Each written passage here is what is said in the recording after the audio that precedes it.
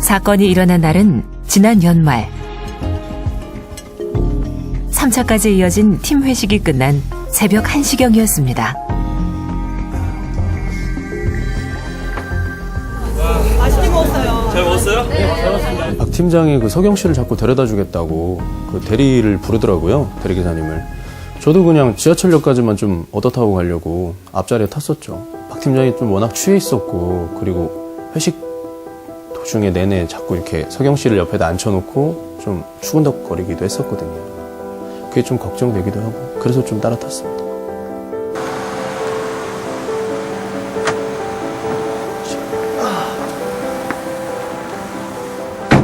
저거요? 예.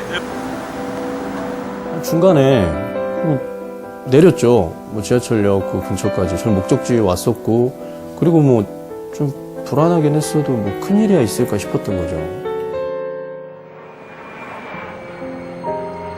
현수 씨와 헤어진 뒤 서경 씨에겐 무슨 일이 벌어진 걸까? 그날 밤 서경 씨의 연락을 받은 자영 씨에게서 그 후의 이야기를 자세하게 들을 수 있었습니다. 저는 자고 있었는데 문자 하나가 왔어요. 서경이한테. 전화 좀 해줄 수 있냐고. 술 기운에 차에서 잠깐 잠이 들었는데 깨보니까 집 앞이었대요.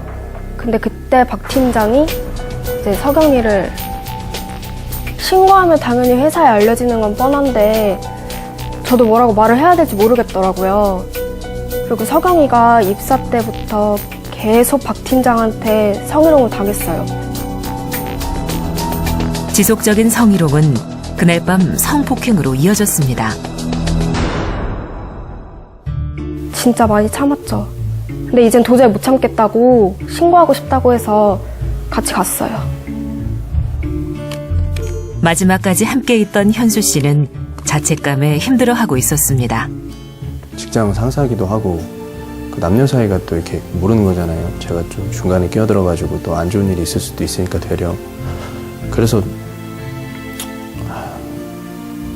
그래도 제가 그냥 끝까지 서경 씨 집에 들어가는 것까지는 챙겼어야 됐는데 좀 많이 미안하고 좀 후회가 됩니다. 지금 회사 분위기는 어때요? 그냥 다들 불편하니까 입에 담기도 좀 흉한 말이고, 다들 그냥 좀 쉬쉬하고 조용히 하는 그런 분위기입니다. 피해자 보호를 위해 사건 관련 비밀 유지 원칙을 지키는 것은 중요합니다. 그러나 상황은 조금 다른 방향으로 가는 것처럼 보입니다.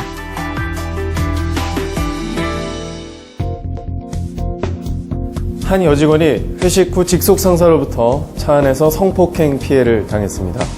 여직원은 사건을 경찰에 신고하는 것은 물론 기관 내 설치된 성희롱 고충 처리 기구에도 사건을 알렸습니다. 하지만 우리가 주목한 것은 사건을 대하는 주변 사람들의 태도였습니다. 현수 씨는 성폭력이 의심되는 상황을 보고도 적절히 개입하지 못했으며 함께 일하는 동료들은 모른 척 침묵했습니다. 우리는 궁금해졌습니다. 가해자와 피해자는 분명한데 왜 아무도 나서지 않는 걸까요? 여러분도 성폭력 피해는 그저 한 개인의 불행이며 민감한 문제이니 제3자가 개입해선 안 된다고 생각하십니까? 우리 주변에서 일상적으로 벌어지는 성폭력에 대해 왜 우리는 방관자가 되는 걸까요?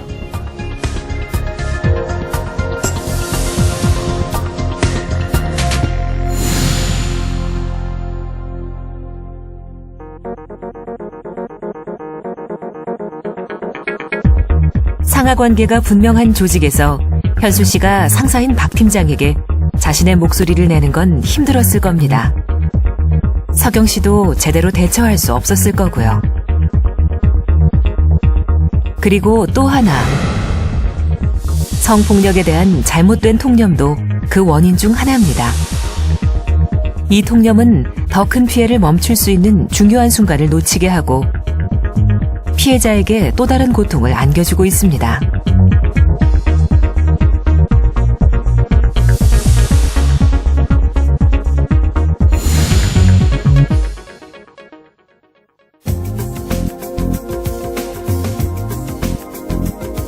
현수 씨는 오늘 아침 박 팀장에게 이메일 하나를 받았습니다. 평소 서경 씨의 행실에 대한 질문이 담긴 설문지였습니다. 설문지에선 평소 서경 씨가 이기적이었는지, 옷차림이 야하지는 않았는지, 남자 관계가 복잡한지를 묻고 있었습니다. 네. 봤어요 이거? 현수 씨뿐만 아니라 팀원들 모두 같은 메일을 받았습니다. 아니 서경 씨가 뭐 평소에 물란하고 치마 짧게 입고 다니고 이거 완전 서경 씨 몰아가는 것 같은데? 장난하는 것도 아니고 저기 이것들이 한번 보세요. 네.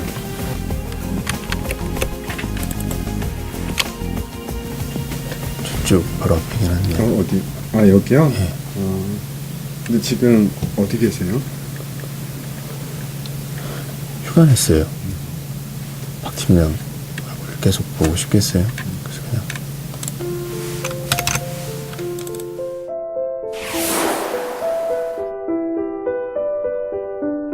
외부 사법기관에서 수사가 진행되면서 기관 내 성희롱 고충 처리 기구의 조사는 잠시 중단된 상태. 이 과정에서 기관은 어떠한 조치 없이 사건을 방관하고만 있었습니다. 아직 재판까지 간 상황이 아니니까 회사 입장에선 중립적인 입장을 취할 수밖에 없지 않겠습니까? 아니 그러면은 한석영 씨하고 박 팀장하고 지금 같은 이 공간에서 일하고 계신 거예요? 예. 이런 선례가 없어서 임원회의를 해서 방안을 강구해 보겠습니다. 지금 아직도 그 방안에 대해서 안 나온 거예요? 이게 아직 뭐 나온 게 없어서 좀 시간이 필요할 것 같습니다. 네. 회사가 요즘 여자 하나 때문에 발칵 뒤집혀갖고 진짜 짜증나네. 분위기도 그렇고.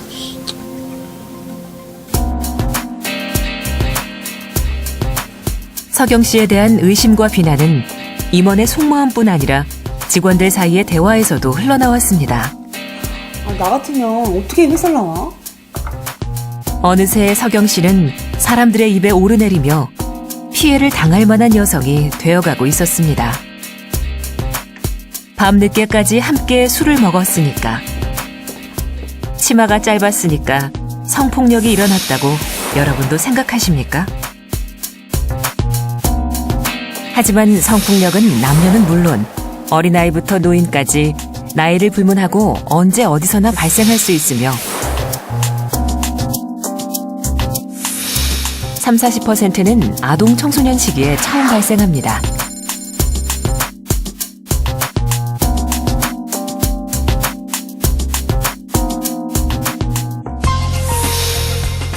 가해자는 낯선 사람도 정신 이상자도 아닙니다.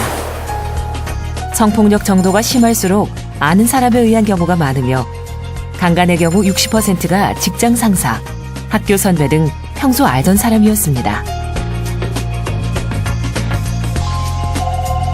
끝까지 저항하면 성폭력은 불가능하다? 정말 그럴까요? 피해자 대부분은 도망치거나 소리를 지르는 등 적극적으로 대응했습니다. 하지만 육체적인 힘이나 권력관계를 이용해 상대방의 저항은 얼마든지 무력화시킬 수 있습니다. 이처럼 성폭력은 우리가 경험할 수 있는 모든 사회적 관계 속에서 힘을 가진 사람이 상대적으로 힘이 약한 사람에 대해 성을 매개로 해서 이루어지는 폭력입니다. 사회적 약자에 대한 심각한 인권 침해인 것이죠. 법률에서 정의하고 있는 성폭력 범죄의 유형은 강간, 유사강간, 강제추행, 준강간, 준강제추행, 친족관계에 의한 강간, 장애인에 대한 강간과 강제추행, 13세 미만의 미성년자 강간과 강제추행, 업무상 위력 등에 의한 추행, 공중 밀집 장소에서의 추행, 성적 목적을 위한 공공장소 침입 행위, 통신 매체를 이용한 음란 행위, 카메라 등을 이용한 촬영 등이 있습니다. 사회관계별 또는 특정 유형 형태로는 직장 내 성희롱, 성폭력, 대학 내 성폭력, 데이트 성폭력, 친족 성폭력, 사이버 성폭력, 장애인 성폭력, 운동선수 성폭력 등이 있습니다.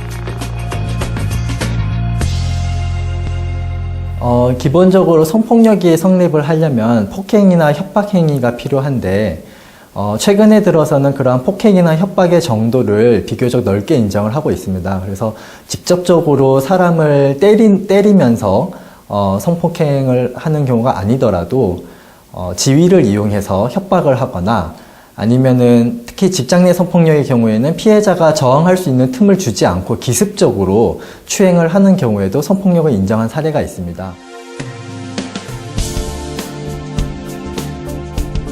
성폭력에 대한 잘못된 통념은 피해자를 또 한 번 절망하게 만듭니다.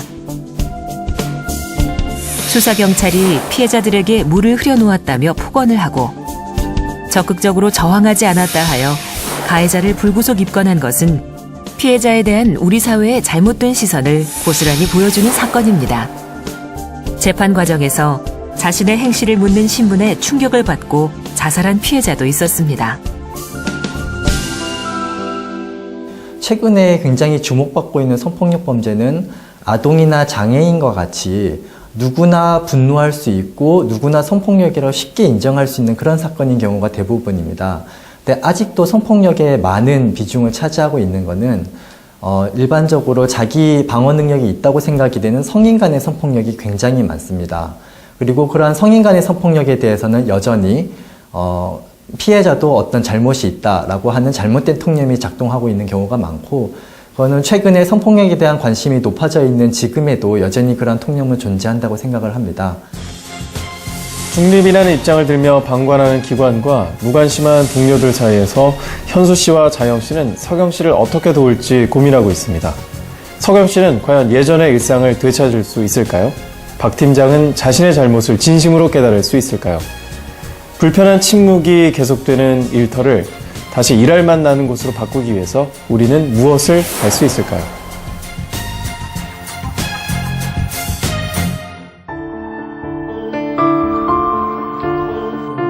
며칠 뒤 다시 찾아간 사무실. 분위기가 심상치 않습니다.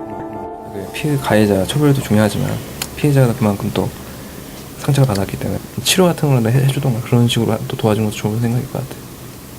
왜 이런 상황에서 서경 씨만 당해야 되는 거죠? 상황을 좀 지켜보면서 저희가 최대한 도울 수 있는 방법으로 이렇게 진행을 하는 것도 나쁘진 않을 것 같아요. 저희 자영 씨 잠깐만요. 서경 씨 지금 회사 나오시나요? 아니요, 회사 지금 서경이 휴직을 공고하고 있어서 회사는 지금 안 나오고 있고요. 회사에서는 나름대로 방안이라고 하고 있는데 서경이 원하지 않고 있어서 저희... 피해자인 서경 씨에게 되려 휴직을 권고하는 기관. 동료들은 서경 씨의 일자리를 지키기 위해 애쓰고 있었습니다. 현수 씨도 꽤 바빠 보였습니다.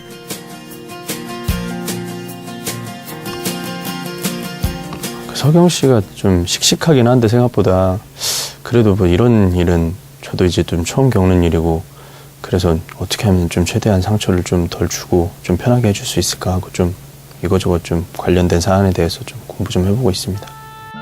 성폭력 피해자들은 자신이 당한 고통스러운 경험을 자신의 목소리로 말하기가 쉽지 않습니다. 그렇기 때문에 피해자를 대하는 주변인의 태도는 매우 중요합니다.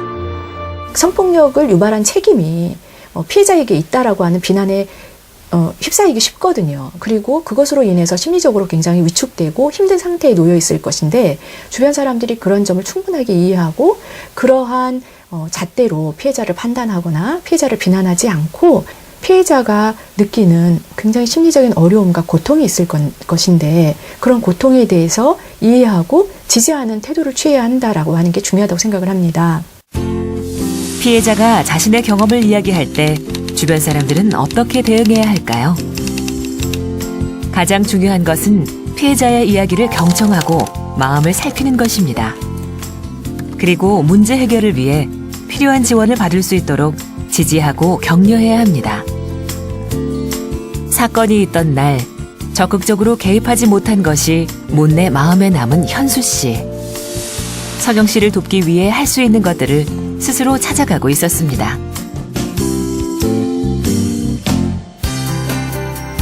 이렇게 현수 씨와 자영 씨는 나는 무엇을 할 수 있을까에 대한 대답을 조금씩 찾아가는 중입니다. 하지만 성폭력은 개인의 문제가 아닌 우리 모두의 문제입니다. 우리 국민들이 생각하는 여성가족 분야의 최우선 국정과제는 바로 성폭력으로부터 안전한 사회라고 합니다. 이에 정부는 성폭력으로부터 안전한 사회를 만들기 위해 가해자 처벌은 보다 엄중하게, 피해자 지원은 보다 꼼꼼하게, 그리고 사전 예방은 보다 내실 있게 추진하고 있는데요. 이러한 법과 제도는 서경 씨를 어떻게 돕고 있을까요?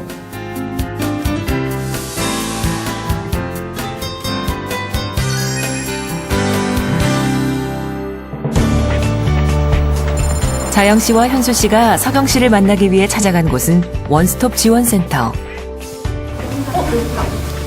이곳에서 서경 씨는 상담, 의료, 법률, 수사 지원을 원스톱으로 제공받고 있습니다. 경찰병원 안에 있었어. 나 이런 데 있는지 처음 알았어. 서경 씨는 일로 바로 온대요? 이제 곧 온대요. 왔어? 먼저 와 있었네. 괜찮아?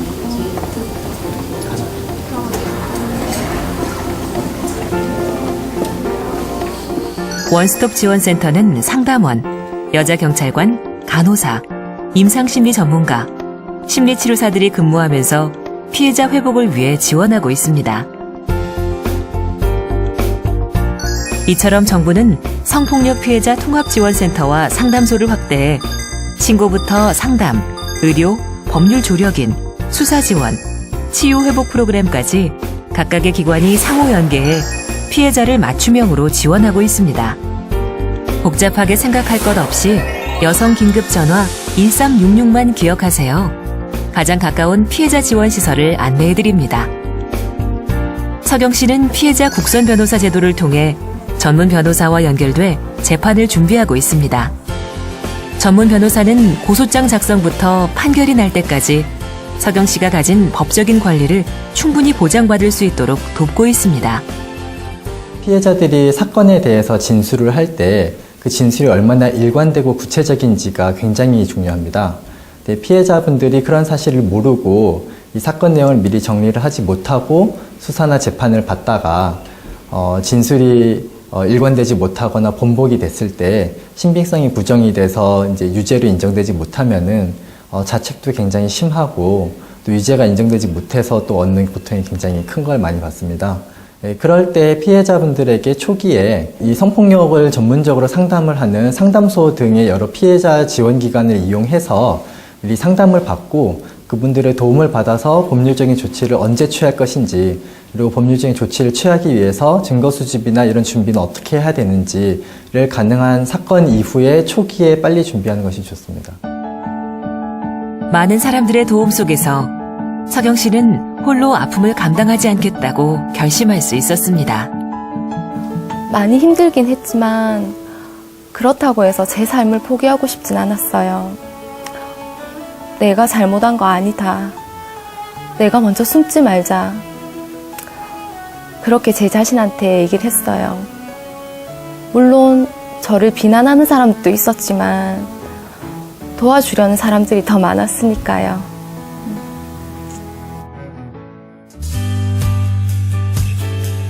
무시하지 않고 침묵하지 않고 우리가 할 수 있는 일은 많이 있습니다. 하지만 여기서 하나의 질문이 남습니다. 사건이 일어난 다음이 아닌 그 전에 우리가 할 수 있는 일은 없을까요? 가해자를 처벌하고 피해자를 보호하는 일은 그 자체로도 좋은 예방이 됩니다. 하지만 성폭력을 근본적으로 근절하기 위해서는 우리 사회가 보다 안전해야 합니다. 조직 문화와 주변 환경을 변화시키기 위한 능동적인 참여, 변화는 조금씩 시작되고 있습니다.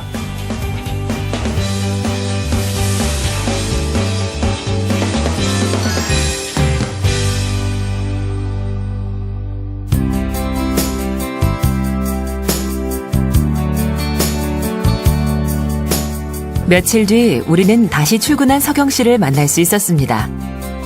기관은 서경 씨의 뜻을 존중해 휴직 권고를 철회하고 박 팀장을 다른 지점으로 보냈습니다. 기관의 태도가 변한 데에는 현수 씨와 자영 씨를 비롯한 동료들의 도움이 컸습니다. 일하고 있었지. 이번 사건이 알려지면서 그러니까 서경이랑 비슷한 경험을 한 직원들이 같이 힘을 모았어요. 그래서 이제 덮어놓고 계속 쉬쉬하며 이런 일이 또 생긴다, 뭐 계속 이런 말이 계속 나오고 있거든요.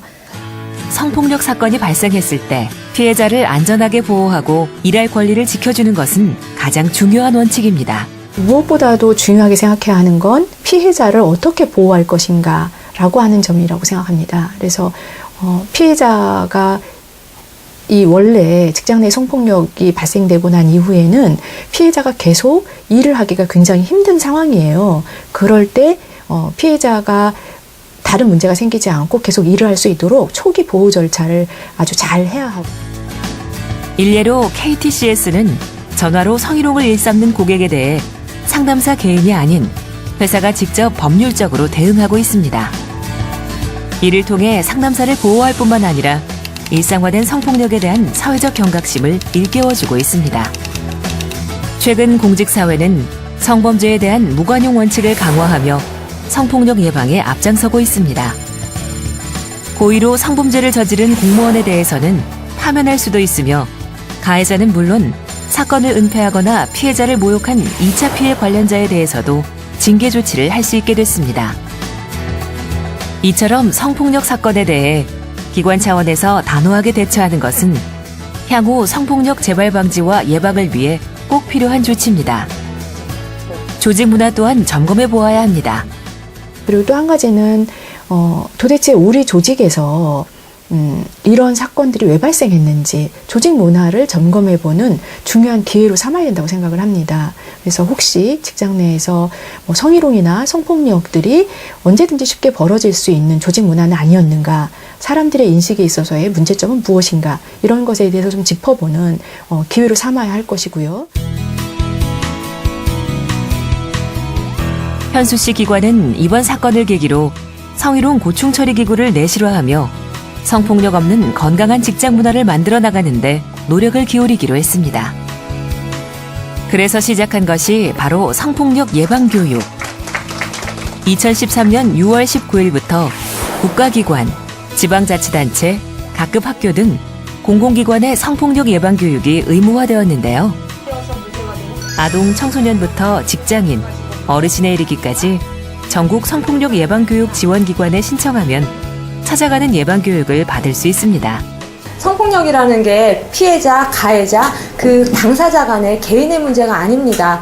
업무 시간에 또 회식 시간에 우리 일상생활에서 만연하게 존재하는 이런 성폭력이나 성희롱들을 그냥 넘어가게 된다면 제2의, 제3의 피해자가 계속 발생할 것이고, 여자친구가 그게 성폭력이라고 느낄까봐 쉽게 어떤 제의를 못하겠어요. 그래서 어떻게 해야 성폭력이라고 느끼지 않을까요? 여자분들이 싫다라고 얘기하는 것을 남자분들은 보통 싫다고 그대로 듣는 것이 아니라 좋으면서 싫다고 라고 이해를 스스로 본인 스스로 해석을 하십니다. 그리고 침묵도 좋으면서 말 안 하는 거다. 꼭 주의하셔야 할 거는 상대방이 파트너가 좋아, 오케이라고 말하지 않는 이상은 다 노로 해석을 하시면 되십니다. 사실 성폭력이라는 게 지금까지는 그저 한 개인의 문제라고만 생각을 했거든요. 근데 이 조직이 어떻게 하느냐 하는 것이 정말 중요한 것이구나 라는 것을 다시 한번 알게 됐고, 평소 직원들의 고충에 대해서도 좀 더 관심을 가지고 건강한 조직 문화를 만들어 가도록 노력을 해 나가겠습니다. 직원들의 능동적인 참여는 조직을 넘어 지역사회도 변화시키고 있었습니다. 자영 씨는 지난달부터 사내 동호회 직원들과 함께 지역 활동에 참여하고 있습니다. 위험한 환경은 없는지, 가로등의 발길은 적정한지 살피며 지역 환경을 안전하게 바꿔나가는 것입니다. 사실 예전에는 남일이라고 생각했어요. 진짜 뉴스에만 있을 일? 정말 이게 나한테 일어날까? 내 주변에서 일어날까? 막 이런 생각 많이 했었거든요. 근데 서경이가 그런 일을 당하고 나서 회사가 되게 많이 바뀌려고 노력하죠. 저희가 그렇게 힘쓰고 도움하려고 한 만큼 회사가 이렇게 조금씩 변하는 모습도 많이 보이고, 이제 서경이도 밝아지는 모습 때문에 정말 저도 나름대로 뿌듯하고. 다시 일상의 자리로 돌아간 서경 씨. 아직 법정 싸움은 남았지만 밝아진 서경 씨의 얼굴에서 우리는 기분 좋은 내일을 예감할 수 있었습니다.